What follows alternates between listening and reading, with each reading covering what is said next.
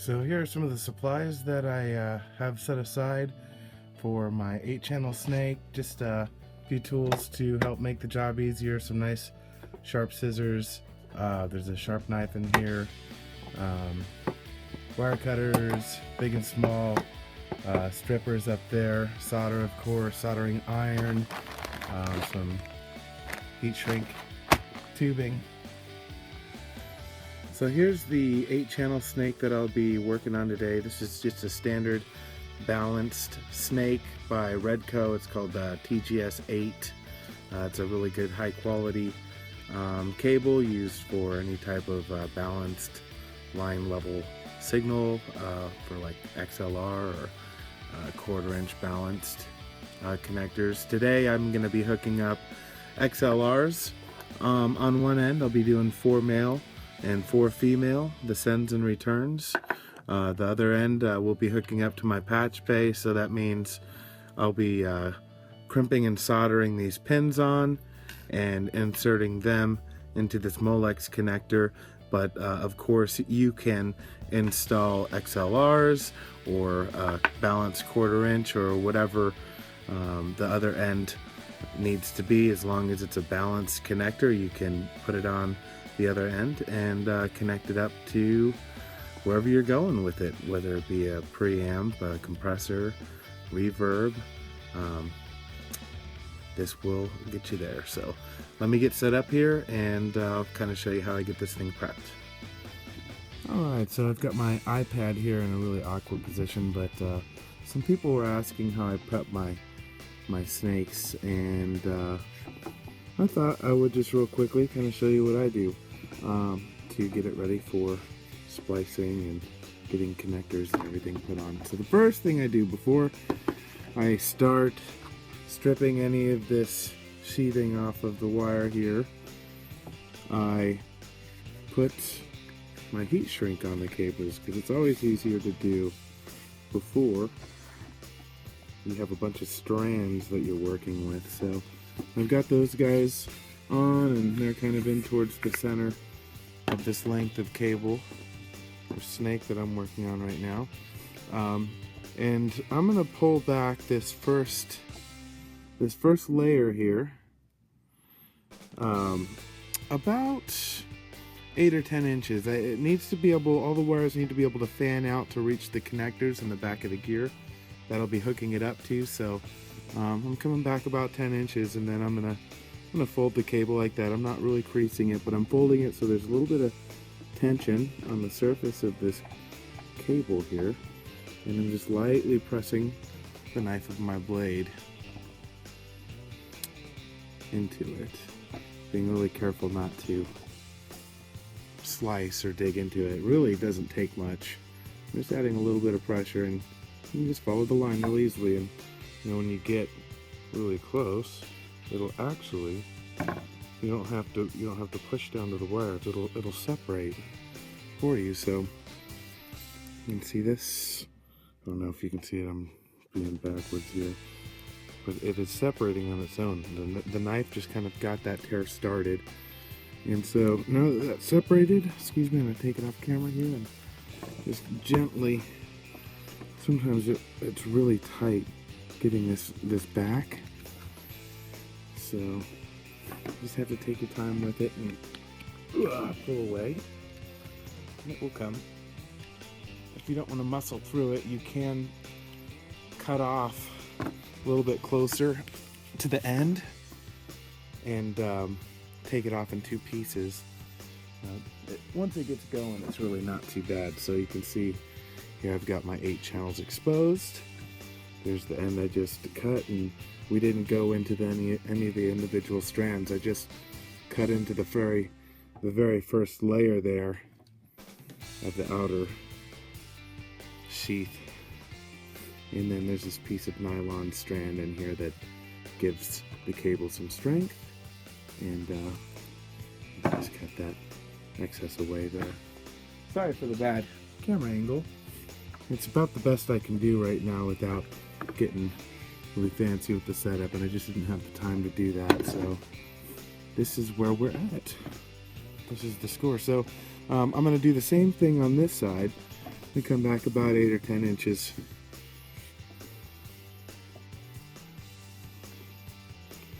And same thing, I'm folding it like that. Take the knife and just kind of score. And really I'm just pressing the blade into it. And I'll go until I can kind of see it.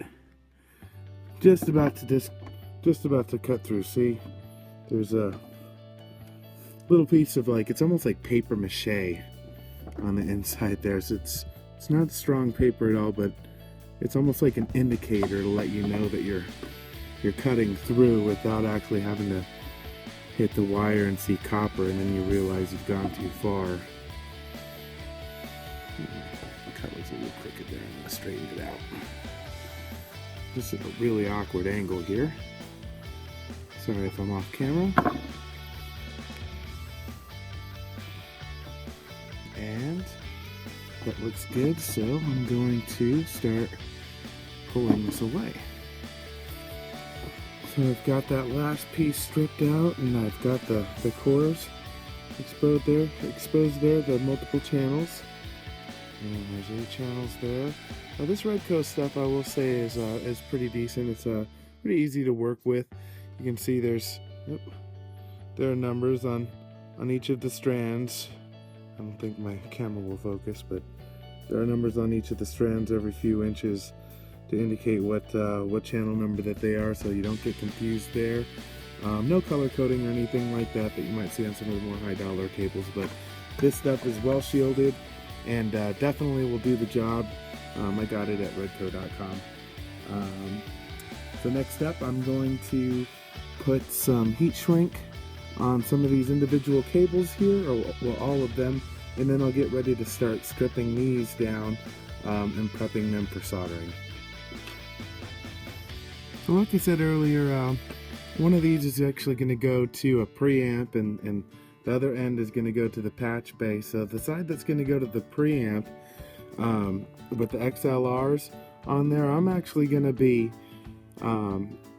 staggering the male and females in accordance with the way that the ins and outs are arranged in the back of the preamp. So on my preamp, the ins and outs are right next to each other for each channel. It's a 4-channel preamp. So in my case, I'm going to be doing odds will be male and evens will be female. So I'll go male, female, male, female. So I'm going to put these jacks, or the jack covers, I should say, XLR covers, on each of these channels to get them prepped, so that way once I strip these individual channels down and I see the 3 strands, I don't have to worry about tightening up or getting them bundled up to slip a cap over the top of them. I like to get that all done ahead of time. So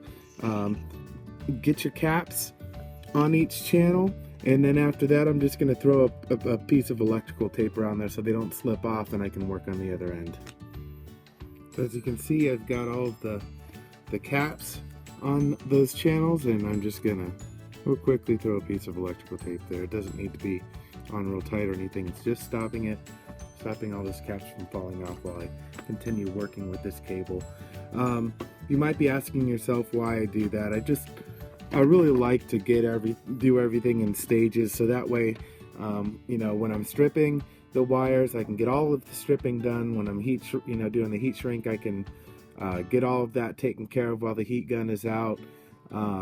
It just makes for a really efficient process when you're working on this stuff. So on this side, this is the side that's going to be going to my patch bay, and on this end, unlike on the XLR side, I will be putting heat shrink on.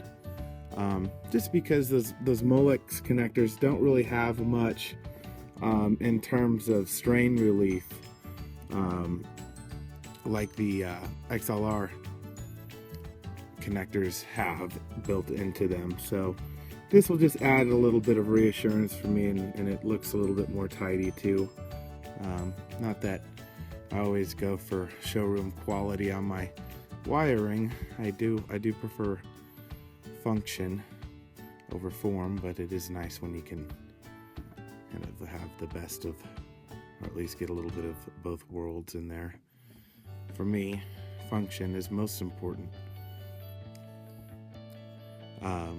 One of the things that I sacrificed on the form side is you'll notice that I salvaged some of, there's some different end caps on here. I salvaged some of my older unused XLR ends that I got off of some other snakes, and so I don't use the same connectors on every snake.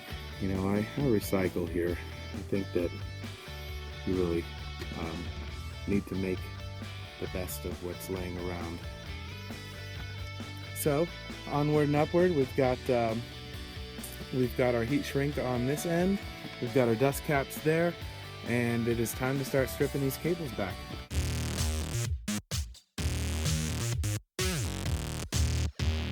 So here's one end of 8 channels with the first sheathing stripped away, and here you see the shield exposed, and then the 3 inner cores will be on the inside. A quick tip real quick, I've gone back to my XLR side, and one thing you'll want to look out for is some of the strain reliefs that come in these XLRs need to be installed on these cables before you start soldering. This one needs, I happen to have one connector on this snake here that needed to be installed before I started stripping, because unlike this newer model that I have here, it actually has a slot cut out of it where you can slip it over the wire once there's a connector on it.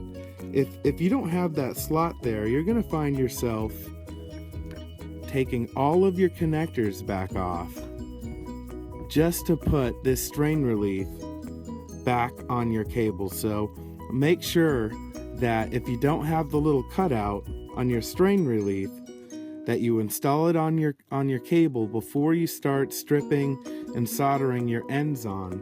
Otherwise, you'll find yourself doing this twice.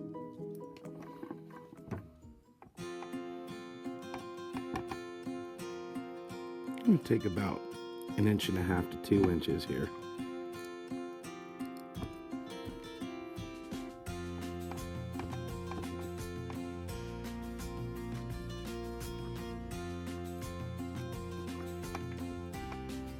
It's okay if you get some of that copper shielding. You definitely don't want to go into the 3 strands beneath it, but it's okay if you hit some of that copper shielding.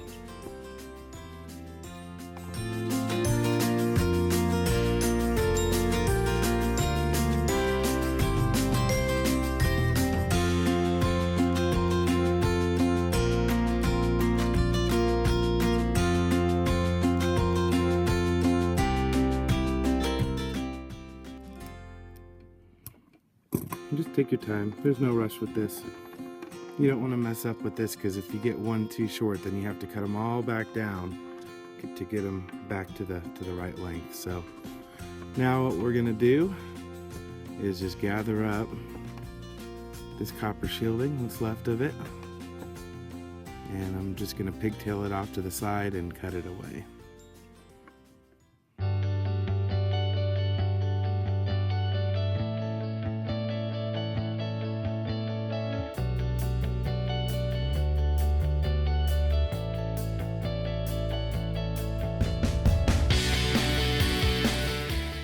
This wiring stuff isn't too difficult. It just takes a little bit of patience and some attention to detail.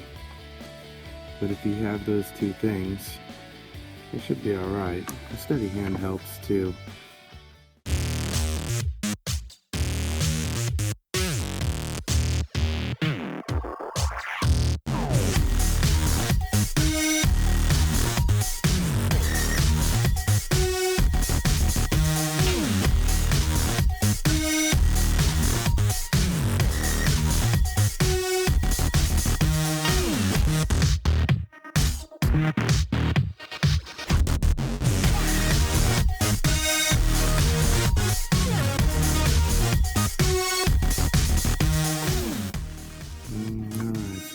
got all of that copper shielding pigtailed off to the side there, and we're going to cut those away right after I do this end.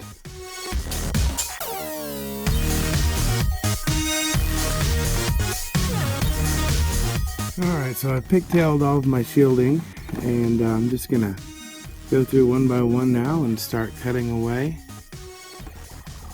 all those little pigtails. And the only reason I really pigtail them is so that way it's a lot easier to clean up the mess afterwards.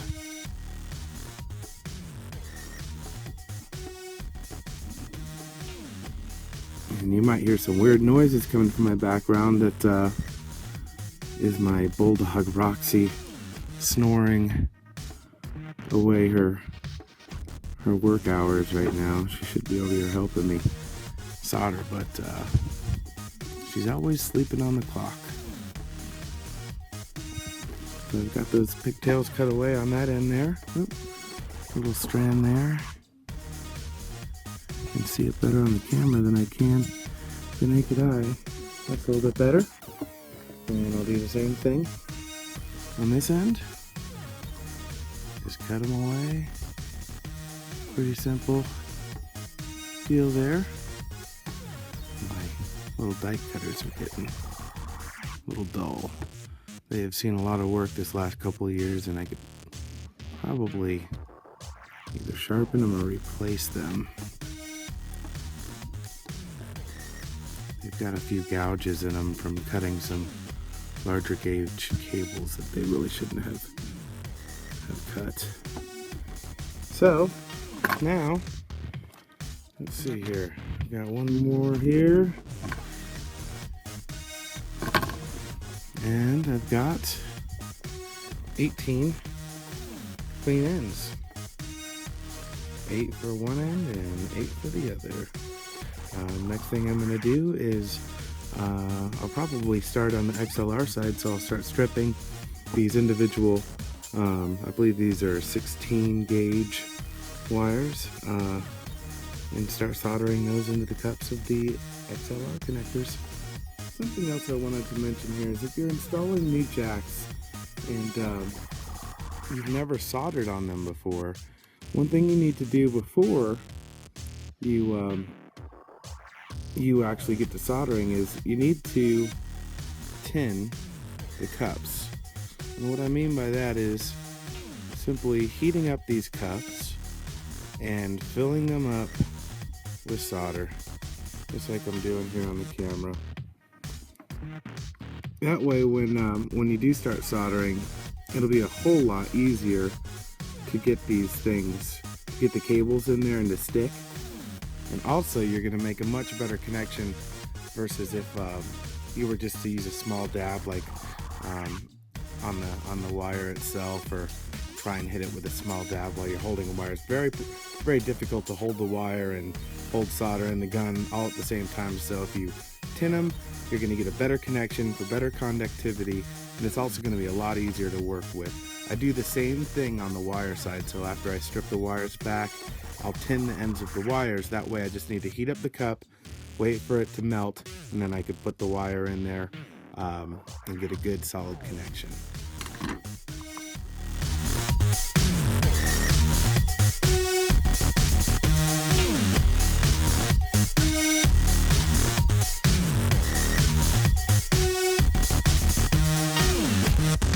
Alright, so I've stripped all of the ends for each of the cores and each channel, and now I'm going to tin each of the tips here.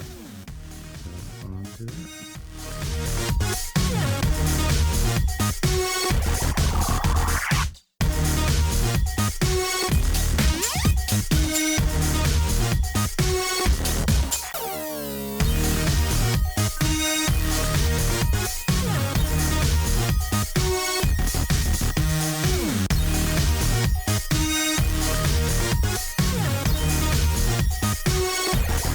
Alright, so next thing I'm going to do is, this is something you probably don't really need to pay a whole lot of attention to, but on the back of my patch bay, like I said earlier, I'm installing Molex connections. So Most of you will probably be working with some type of 1/4 inch or XLR connector, but I'm going to go ahead and start crimping the pins on my patch bay side, so that way I can get my Molex connectors installed, and then I'll start working on the XLR side.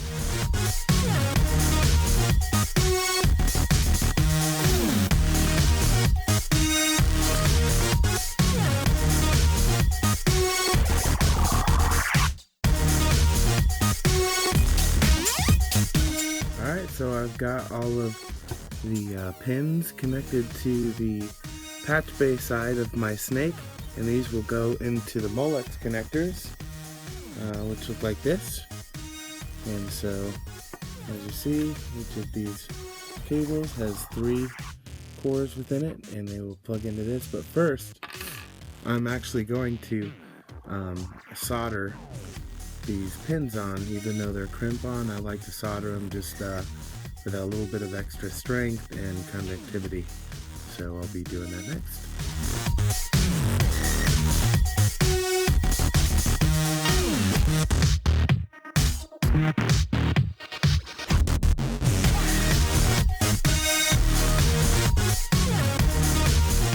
Alright, so I've gone ahead and I've made the final solders on the patch bay side.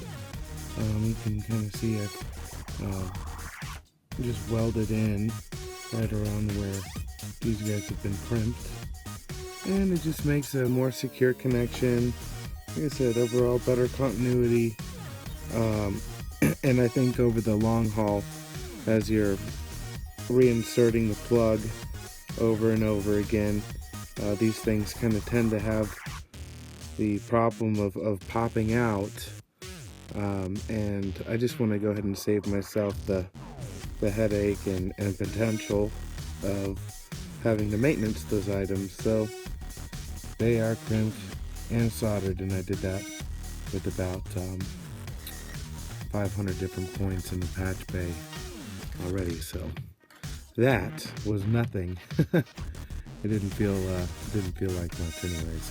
So anyways, on to the XLR side, where I will be soldering the cables into the cups of the XLR connectors. So the first connector I'm going to be putting on the XLR side of my snake is going to be a male connector, and the pin out is actually going to be 1 over here, and you can actually see the numbers around the XLR pin on this, the XLR plug on this side. It's 1, 2, and on the top is 3. And so in this case, 1 is shield, 2 is hot, and 3 is cold. Shield, hot, cold. So I've got my my tinned cables here and my tinned cups. I'm doing this in an awkward angle so you guys can see it on the camera, hopefully. I may need to get a little bit of solder on my iron here. There we go. Typically I would come in from beneath this cup to heat it up, but since I'm kind of at an awkward angle, I might be a little clunky here. So I've got the shield connected, and that's actually, it's funny, the shield is the unshielded cable here in this balanced cable. And then I'm going to do the hot, which is going to be 2. So hot is going to be right here on the right side of it. I can actually get beneath this one. What I'm doing is I'm waiting for that solder in the cup to turn molten, and when it does, I slip the cable in there and I let it cool down, and it'll be nice and solid there. And the important thing is to make sure that you get that cup really nice and hot, get the solder nice and fluid, and get that cable in there. We'll keep the iron on it for another second or two to make sure that the solder that you put on the tip of the cable, the tinning, actually becomes molten as well, and the two are able to bond between the cup and the wire. So that right there, my friends, is a soldered XLR plug.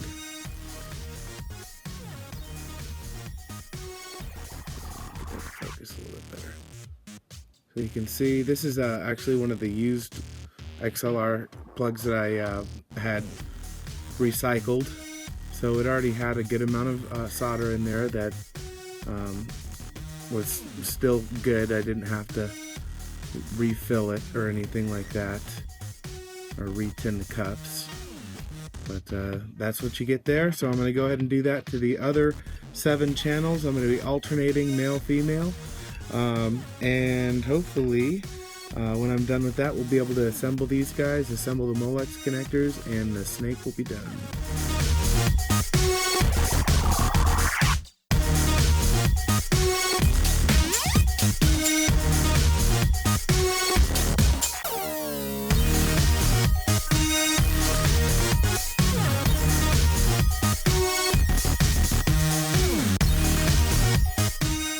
So I just finished soldering up all of the XLR ends on the snake, and so we've got 4 ins, 4 outs. That's 4 males, 4 females, and all I've got left to do on this guy is the Molex side, which is the patch bay side.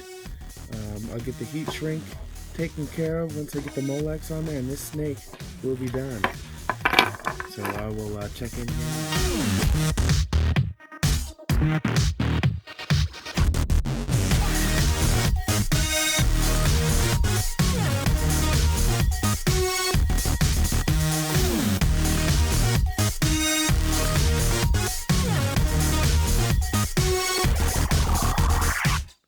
Alright guys, well this is the last Molex connector that I have to install here, and hopefully this video has been helpful to those of you who've been trying to learn how to build your own custom snakes for your studios or your road rigs, mobile rigs.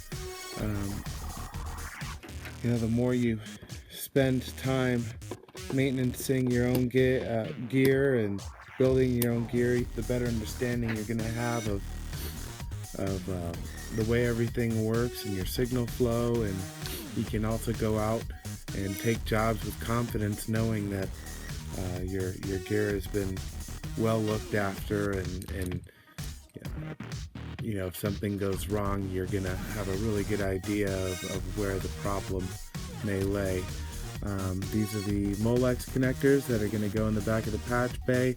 I'm just going to move the shrink wrap here that I put on first up towards the front here as a stress relief. I'll shrink all of this down and get this guy installed on in the racks, in the patch bay, and in the preamp. So hopefully this helped you guys. If you have any questions, let me know. Please like, comment, subscribe. Let me know if this video helped you. And if you did follow this video to work on a home project, I'd love to see what you're working on. Drop me a link in the comments below. Take care and be well.